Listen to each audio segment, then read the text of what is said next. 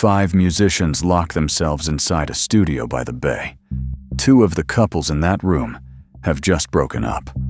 A third man is quietly losing his marriage. And their job, their only job, is to make an album about love. They can barely stand to look at each other. And that is exactly why they're about to make one of the best-selling records in history. But here's the part that still doesn't make sense. They started writing songs about each other, to each other's faces. And then they made their exes sing them, every day, for months. How that didn't tear them apart by the end is one of the strangest stories in rock. To understand how big this disaster was, you need to know who's in the room. Fleetwood Mac had been around since the late 60s, but the version everyone remembers came together in the mid-70s. The drummer, Mick Fleetwood, brought in a young couple, a guitarist named Lindsey Buckingham, and a singer named Stevie Nicks. There was already a second couple in the band, the keyboard player and singer, Christine McVie, and the bassist, John McVie. Husband and wife. Their first album with this lineup exploded. Overnight, they were global stars, sold-out shows, real money, the perfect picture. There was just one problem. That whole picture was balanced on 2 couples, and both of them were about to come apart. The endless touring finished off whatever was still holding together. Buckingham and Nicks, the couple the band's entire new sound was built on, split. For good. At the same time, the McVies were getting divorced. A husband and wife who now had to sit in the same room every single day and make music together.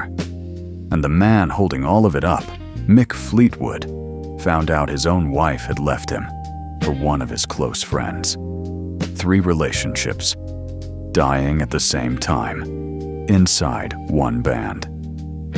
Years later, Christine McVie would sum up those sessions in 2 words: terminal dysfunction. In early 1976, they locked themselves inside record plant studios in Sausalito, just outside San Francisco. They worked around the clock to exhaustion, partly so they wouldn't have to think about what was happening between them. The producers, Ken Kylott and Richard Dashut, weren't really engineers anymore. They were referees in a daily war. And to keep the whole thing from grinding to a halt, a black velvet bag of cocaine sat under the mixing desk, shared. When someone needed a hit, they'd just start humming a tune. That was the signal. There was so much of it that the band half-seriously talked about thanking their dealer in the album credits. And this is where the story turns into legend. They didn't hide the pain.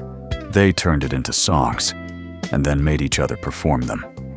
Buckingham wrote, "Go Your Own Way," a furious, direct shot at the breakup with Stevie. And Stevie sang backing vocals on it, about herself. She answered with her own song, "Dreams," written down the hall in an empty studio once built by the funk legend, Sly Stone.